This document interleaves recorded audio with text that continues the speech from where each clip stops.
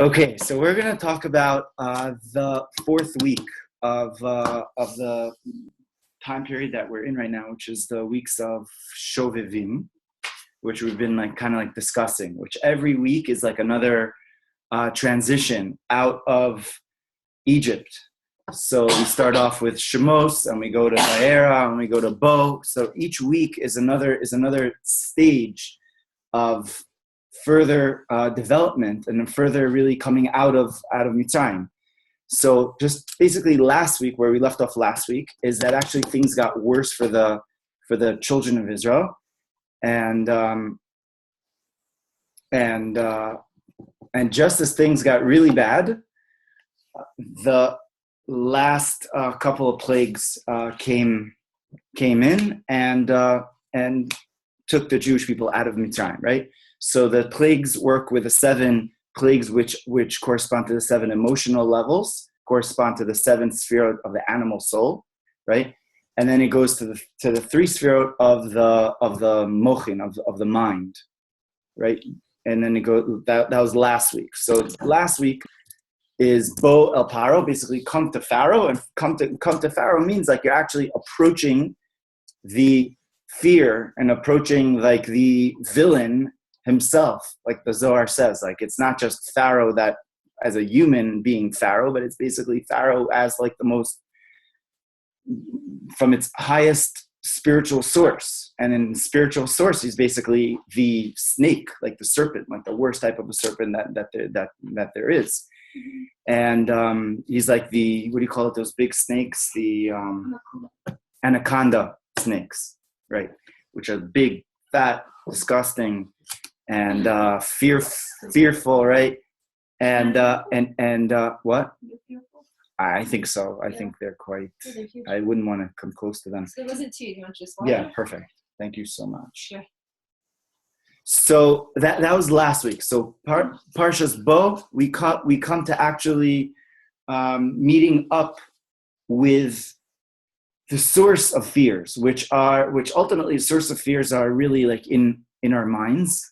Mm-hmm. The majority of the fears are in our minds, and that's why the last 3 plagues correspond to the 3 intellectual levels. So it starts off with da'at, right, which corresponds to the makkah of arbe, of locust, and then it goes to choshech.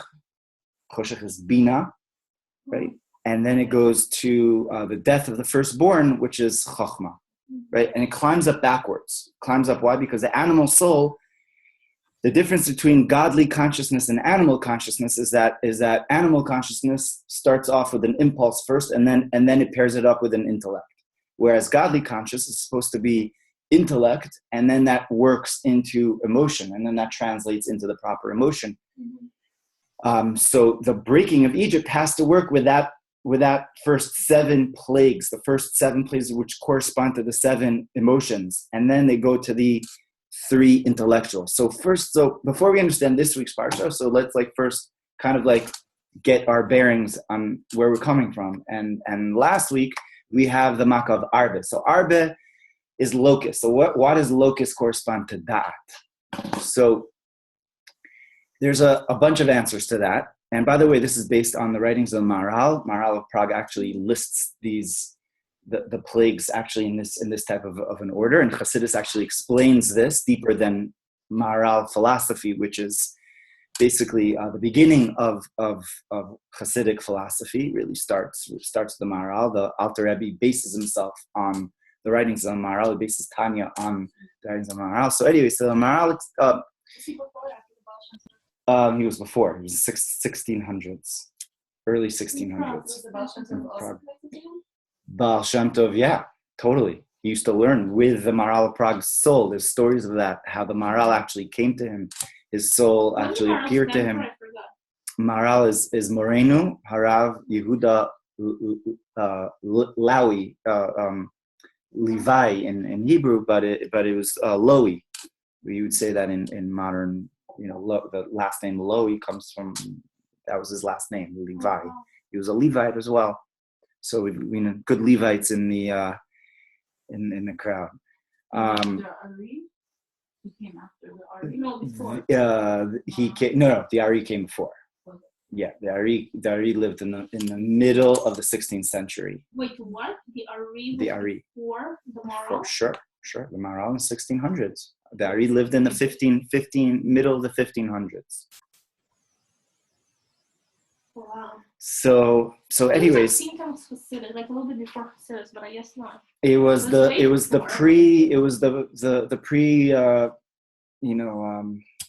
like the beginning of Hasidus really starts with the writings of the Maharal, right, which is very, very deep, and he made it accessible. But anyway, so he brings up this concept. And the idea is, how do we understand what is arbe? What does arbe have to do with dat? So dat, right, not to get into it because we got into it like in previous weeks, dat is a combination of chokhmah and bina. And the word for arbe, actually, it's interesting that in Aramaic, the word for arbe means a boat. Like when you open up the Talmud, and you open up the Gemara, and it discusses somebody riding on a boat, it doesn't say oniyah or sfina, modern day Hebrew. It would say an arbe. That's what it uses. So it's based on a verse in Ecclesiastes that the idea that a boat rests within the great torrents of water, and the ability to I forgot the exact verse, but the verse actually basically says that the idea of a boat being in the middle of the water represents that. Right? So the ability to be within mighty waters, right, and still bear the captain, the sailor, whatever it is, they're like figuring out, we got to go left, we got to follow our compass, we got to do all these things. That's the combination. That's what dat is. Like you're sitting basically in a very fragile place because yeah. But any moment that you make a mistake or anything could happen, it could shift you out of your equilibrium. Mm-hmm. So being on a boat is being within an equilibrium, and right, figuring out exactly how to navigate, and that's what dat is, because dat is the ability to navigate between the chokhmah and the bina components, right, and actually holding in the middle place, right, And that's why locusts. So what are locusts? How did the physical locusts manifest the emunah of that? Because they're able to fly up, and they're able to like sit on the ground, and they're able to go. They're actually like very like multitasking little creatures. Like they're very, very interesting little creatures, like locusts. I mean, they're actually very interesting, and they're actually kosher.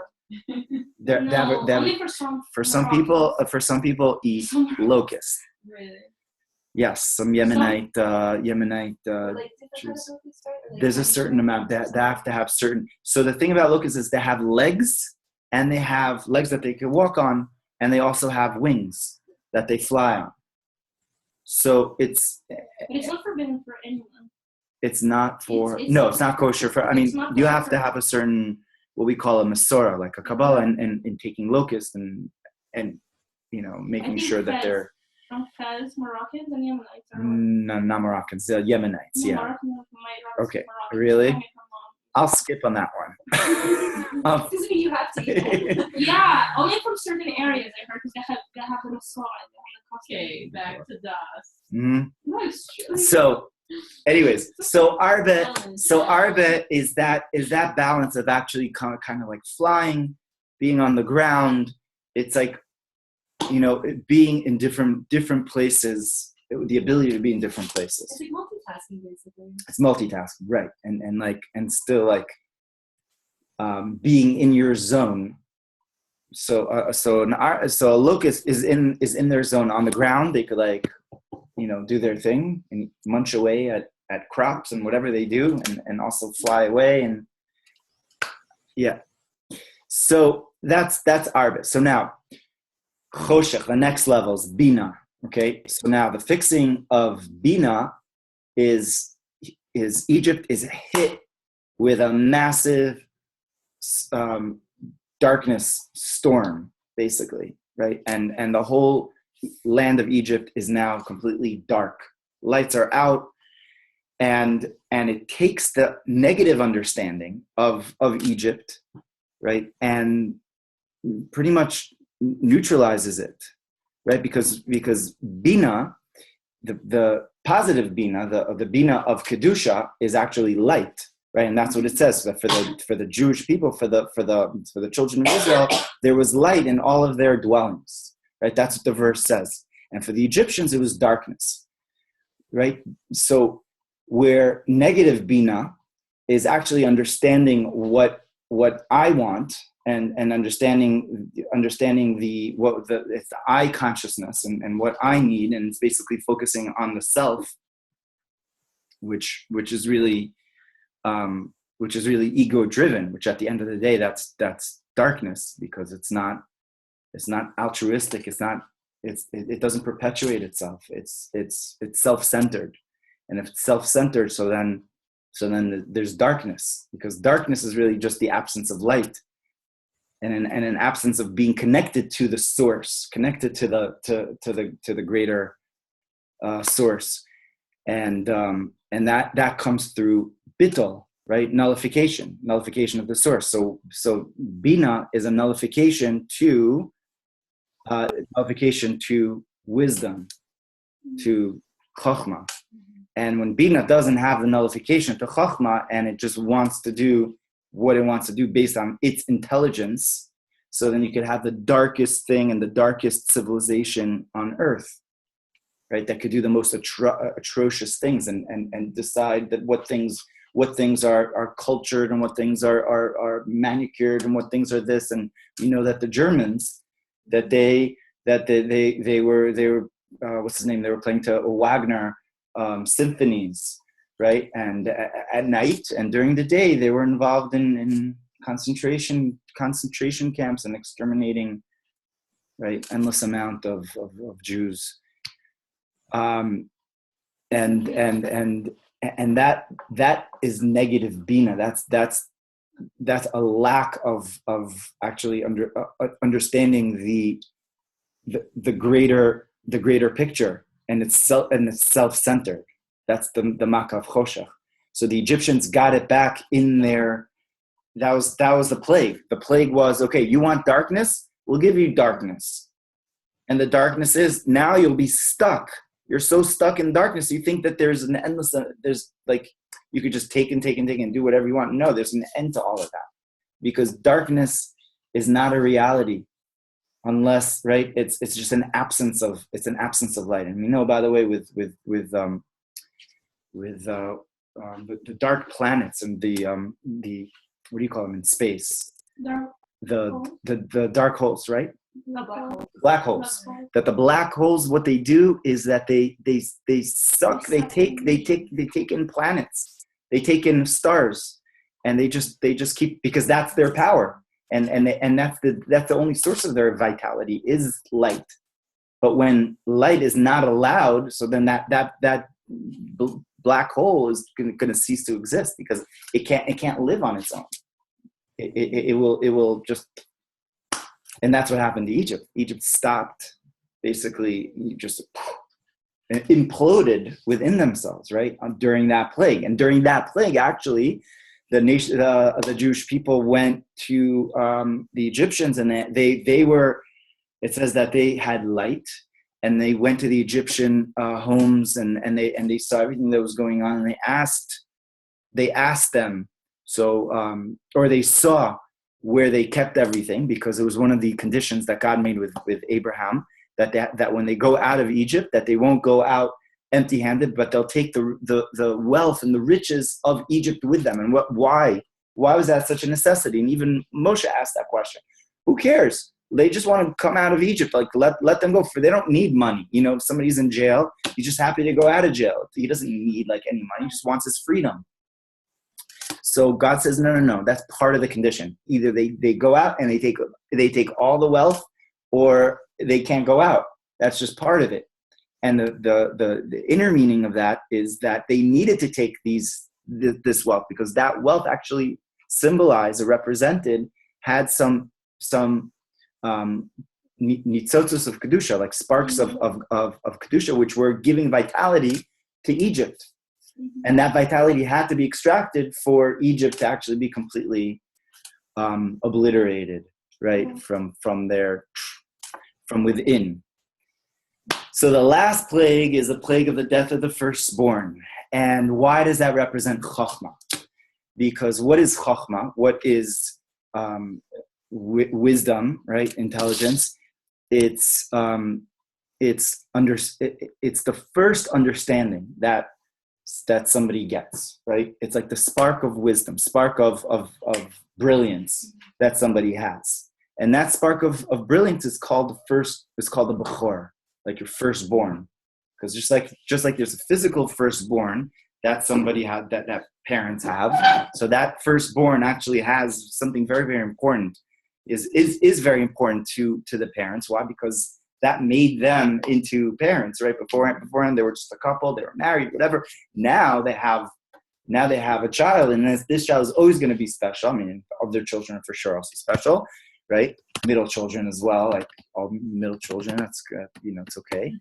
But the first child, is the Bechor, is actually a conception of something new occurring, and that's the idea of the Bechor. And the Bechor of Egypt is the Chokhmah of the other side, and that was kind of like the source of the light or the vitality of the negativity of all of Egypt. So they drew. It's almost like that. They drew the darkness from this source of what the firstborn represented. The firstborn represented this nullification to the other side. It's a nullification to the other side. It's a subservience, and Egypt was the most decadent society that perhaps ever lived. I mean, they were decadent. The Midrash says like crazy things that was going on over there, and they did it in the name of worshiping the self. That's what it was about. Pharaoh represented worshiping the self. He said, I am a god. Like, I'm going to the Nile River. I created the Nile River. I created all of Egypt. I am the most important, right? That's it. Nothing else exists besides me. It's basically the ego, the yesh at its like max, at the most like extreme level possible. And that level has to come from somewhere. And it comes from a nullification to receiving more and more self pleasure and self like fulfillment and justification of self.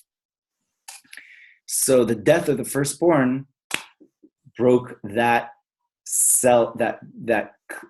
klipa of the self that was within Egypt, and broke it for forever.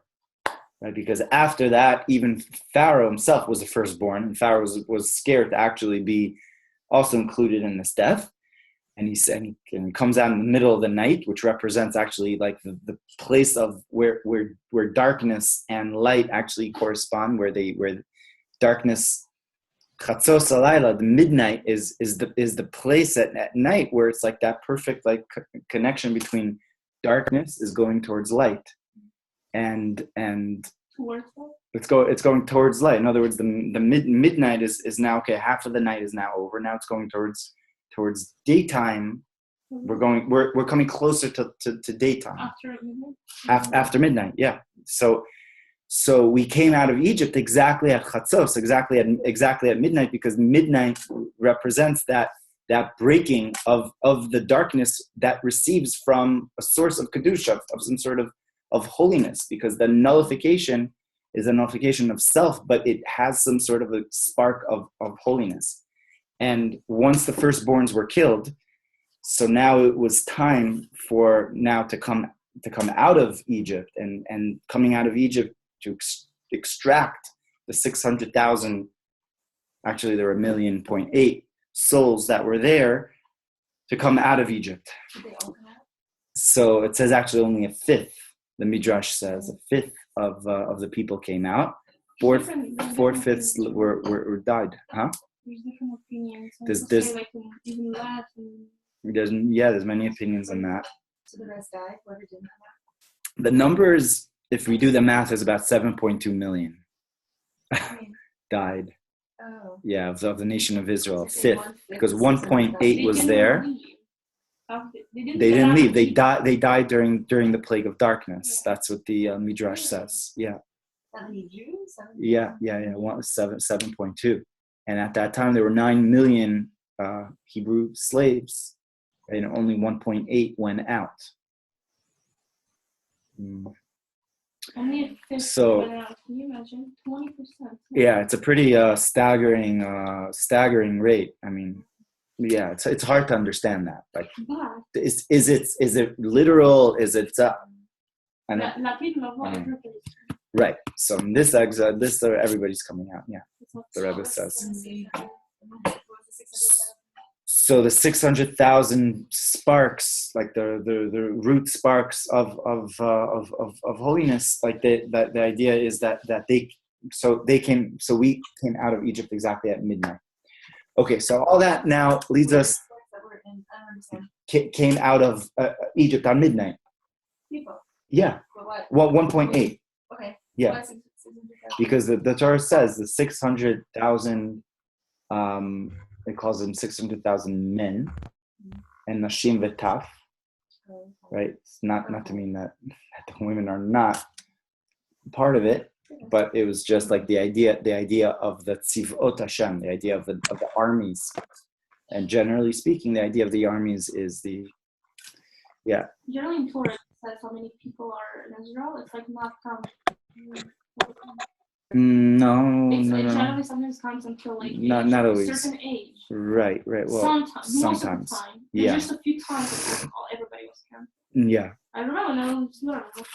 Yeah. Well, not always. Depends. But in this situation, because generally speaking, I think the slaves, the slaves were really like, I mean, it was men and women that were slaves, but it was like the men that were really like enslaved, like in Assyria. What?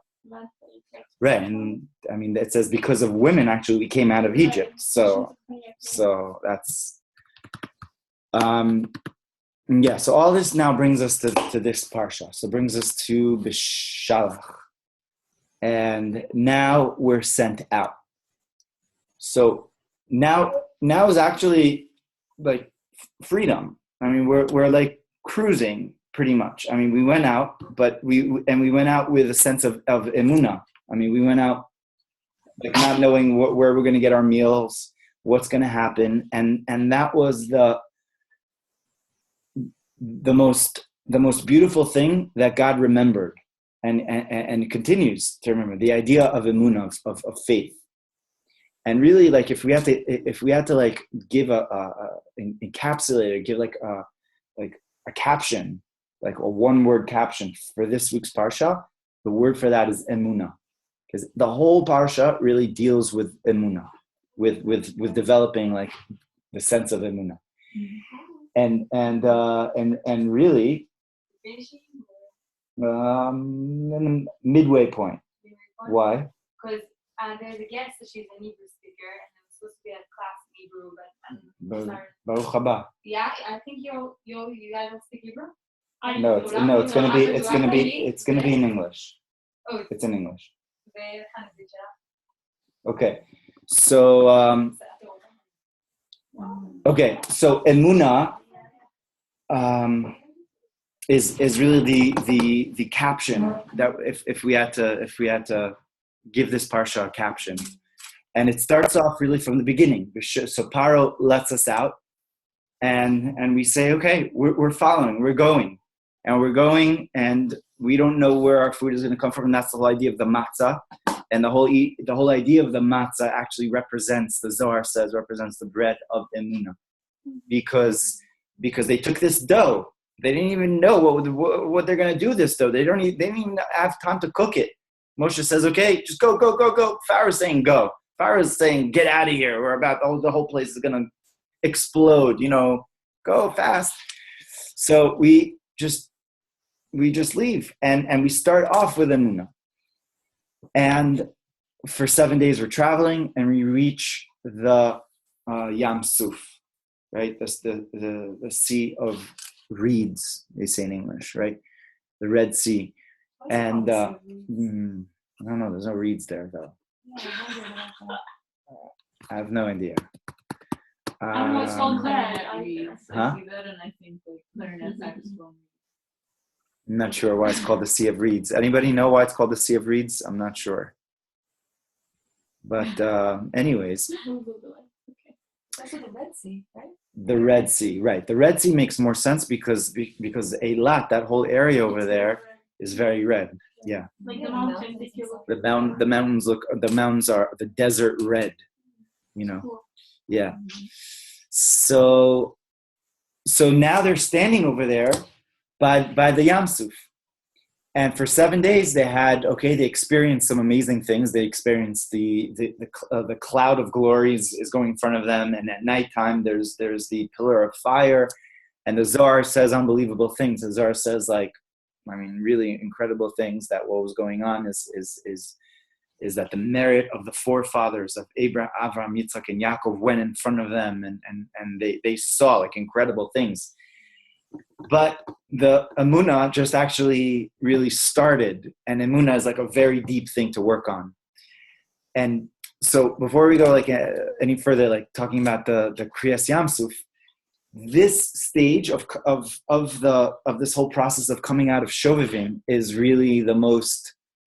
So every stage of it is like very, very important, but this stage is actually like the development of emunah.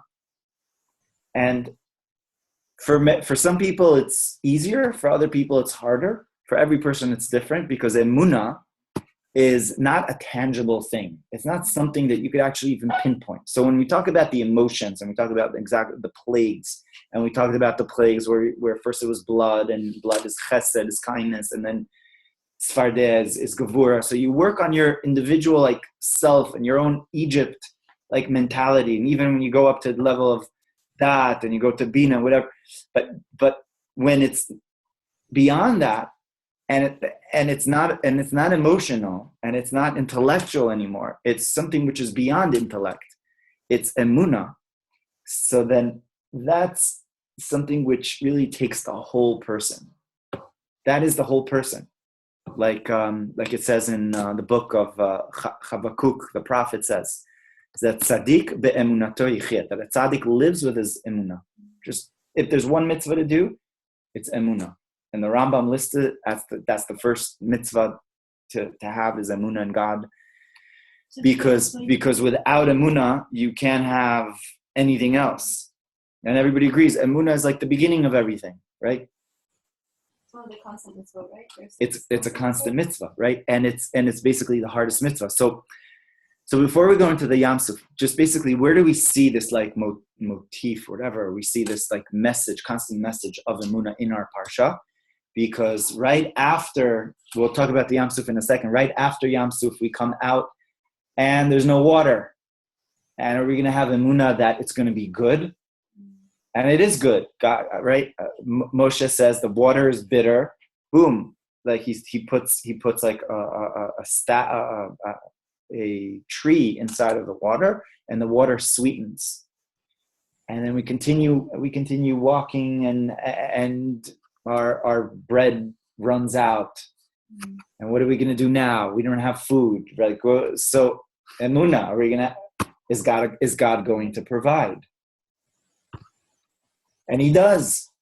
It comes from Shamayim, and it's amazing. And God just tends us like a child. He's not like faulting us for having these lacks of emunah, because he knows that it's part of being human. Part of being a human is just not. It doesn't come so easily to have this, belief in something which is not tangible at all, and something which actually doesn't make sense.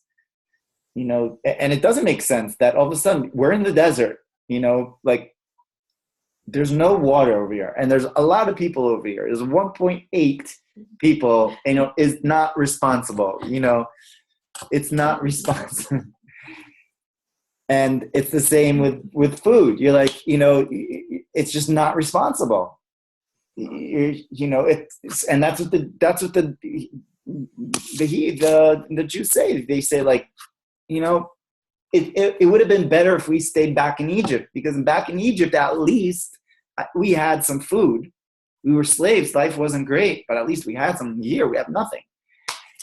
So God gives us a lesson in this week's Parsha in Emuna and strengthening our Emuna. And there's like a turbo boost of Emuna, and this week's like whole like energy is kind of like Emuna. Like either we're going to be like stuck in like our false beliefs of the world or ourselves or whatever it is, or are we going to like go beyond ourselves and actually have this sense of reliance on God, on Hashem, because He is the one, and there's nothing else. Is it also bitachon or just Emuna? It's Emuna. It's specifically Emuna, and It sounds a little like bitachon, like to know that everything's going to be fine. Like, they're interchangeable. Emuna feeds bitachon, right? You can't have bitachon unless you have Emuna, right? Emuna is like the conduit for everything, right? It's a conduit for the entire Torah is really just that, because right, so really like the headquarters of Emuna, where it says Vayaminu ba'Hashem uveMoshe avdo, we say it every day in the Siddur and in the prayers, is by the splitting of the Red Sea. So the splitting of the Red Sea symbolized something monumental, something which stayed not forever, obviously, because right after in the Parsha itself, the Bnei Yisrael actually go back and they slip away from that Emuna. But reflecting on what happened during the Yam Suf is a huge thing. So what happened during the Yam Suf? So first of all, so the nation of Israel was running away, and now they're stuck in a very dangerous place, because Pharaoh in one day now has a change of mind, and the negativity, it's like almost like the last life of it. It's the last, that's it. When you're in a fight, so then the other person's they're going to put everything, their last koach that they have into this, and that's what Pharaoh did. Now he chases the Hebrews all the way to the Yam Suf, and they're parked over there. And they're actually having a really hard time, because they're thinking, well, what's going on? What's going to be? And the Midrash says they split up actually into 4 camps. They had 4 political camps that they each camp actually had a different ideology. One camp said, let's fight. Right? Another camp said, let's just surrender. Let's just go back to Egypt. Another one said, let's commit suicide.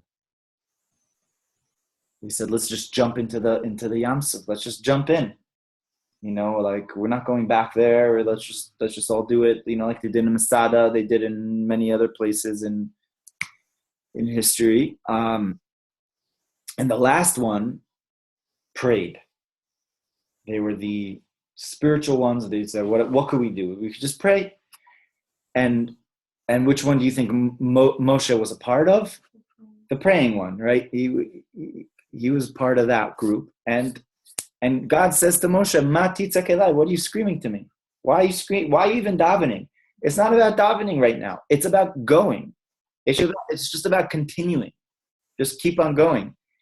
And there's different midrashim about what happened, but Moshe put his stick inside of the water, and the water split. Another midrash says that the head of the tribe of Yehuda went in, Nachshon ben Aminadav, and he went in all the way, and he actually like really, had this amazing emunah, and he forged the way, and Moshe kind of saw this, and he also then Moshe put the stick in, different midrashim, and but nevertheless, that was the approach. The approach was actually going forward.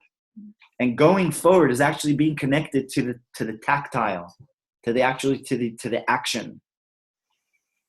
So whereas a person could look at this situation and have different ideologies about this, different political ideologies, like do this or do that, or four ways of doing things. Even the spiritual one, the prayer wasn't sufficient, because in Emuna you're actually traveling. You're going with God, and that's it. Like no stopping. Like you're gonna succeed. You're gonna do well. It's gonna be good. It is good. You're going with a higher power. You're going with God. And that's the tactile. That's actually the walking, just going.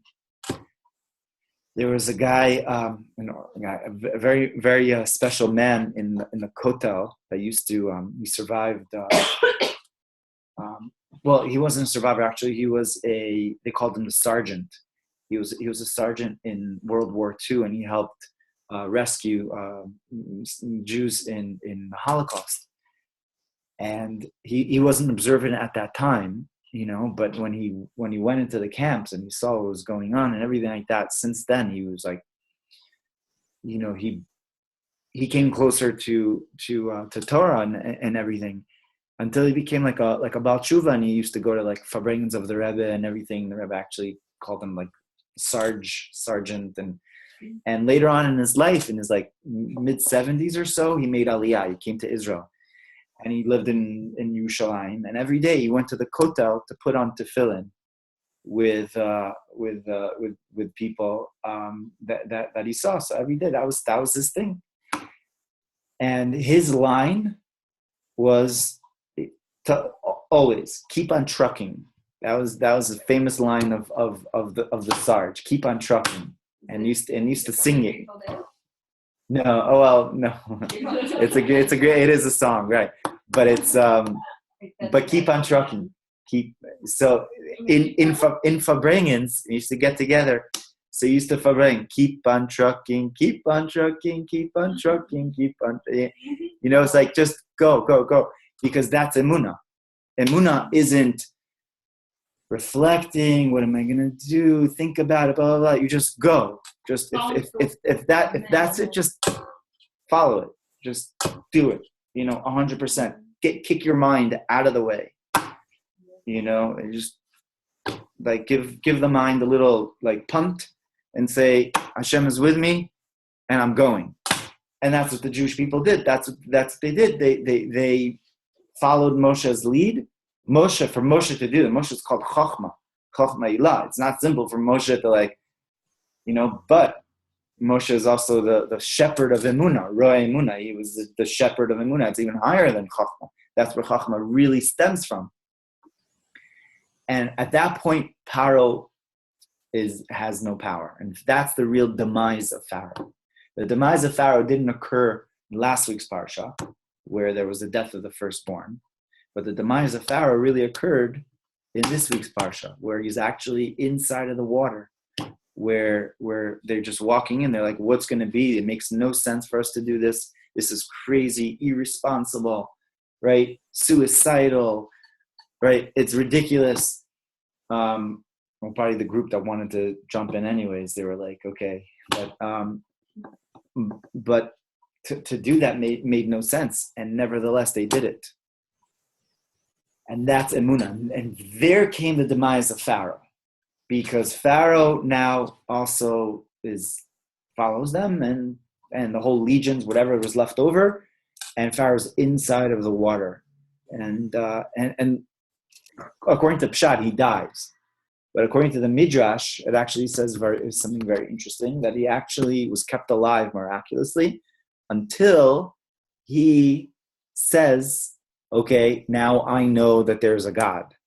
Wow. And he did tshuva, right? And the Midrash says that he actually came out of there, and he became the king of Nineveh, that we read about in the story of Jonah, and where all of a sudden God sends Jonah to go and to speak to Nineveh and to cause them to do tshuva. So he says, they're not going to listen. What are they going to listen? God says, it's none of your business. I'm sending you. You're my prophet. Just go. Do what you have to do. Wait, so you went off there again? No, so whatever that means, I'm not sure what that means. It's a midrash, but he did tshuva, and he didn't know how to do tshuva, But Isn't there a story in the Gemara about the Gurgor that's about Hillel, Yeah. right? So And it was also a form. it's a different midrash. There's a lot of different midrash. Like each midrash, we have to understand, like actually teaches us something,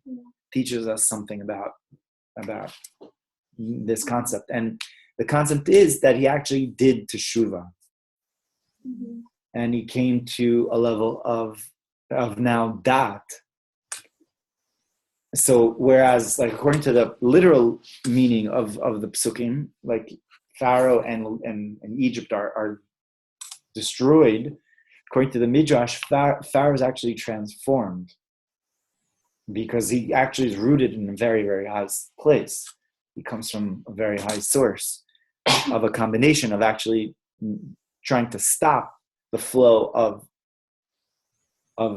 Chochmah, Bina, and Dad into the emotions. And Paro actually comes from the Orif, right, from the nape, but he actually draws from a very high place. So he was transformed. So the snake himself was transformed into something else. And do you know actually this snake, gematria of snake is Mashiach, Nachash, and Mashiach is the same gematria. Yeah. And it's very interesting because the real ishapcha, the real transformation of the snake, of the whole reason for the descent of the world is really Mashiach, right? So it's not just to destroy the snake, but to actually transform the snake. But anyways, but that's Egypt.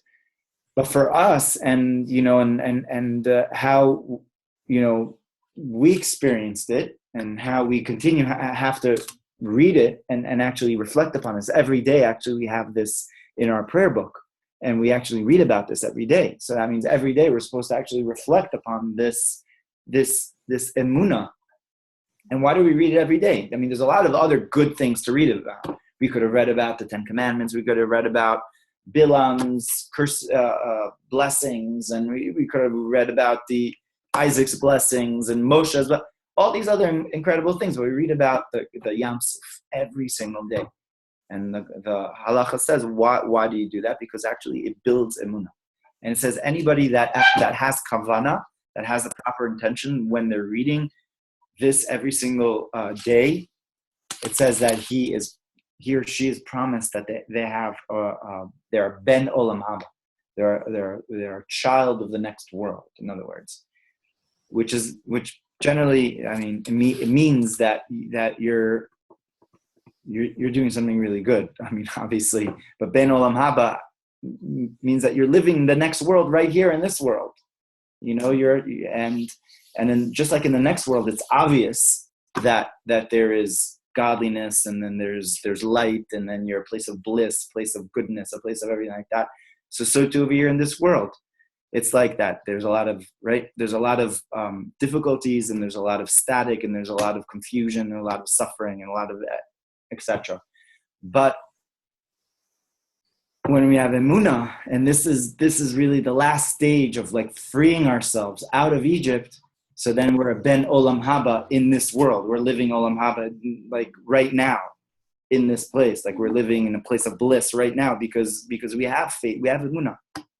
And basically we're going with emunah. We're going with Hashem. You're going with Hashem. What do you have to worry about? And again, it's the hardest thing. It's the hardest thing because it makes no sense. On the one hand, it's something which is very natural, but on the other hand, it's something which is totally not natural. And the things which are where God tests us, actually the things which are the hardest for us in order to build our emunah. And the Alter Rebbe says in Tanya and Yigeres HaKodesh that's the whole reason why we came down to this world. We came down to this world in order to work on our emunah in Hashem. That's to know that He is constantly, He's the source of goodness, and He's like constantly giving vitality to the world, to us, to every single second. There's nothing lacking, and then there's everything there. That all the greatest riches and all the greatest whatever it is, God has it all. God has everything in the most abundant way. and he wants to give it to us. It's just a matter of we have to work on some things in order to be a vessel for that light, to receive that. And the only way to be a vessel for that for that is Emuna. And yeah, so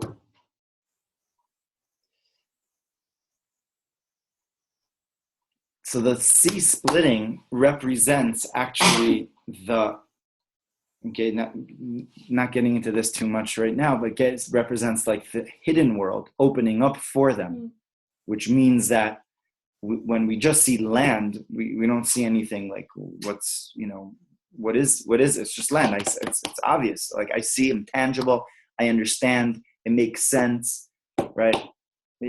So I'm working with my faculties, my intellect, right? But when I look at water, I don't know what's going on inside of the water. I don't know what it is, right? I feel more comfortable on land than if I would just be thrown into the water and very, very deep in the water. I'm like, whoa, right? What is underwater? We don't know it's underwater.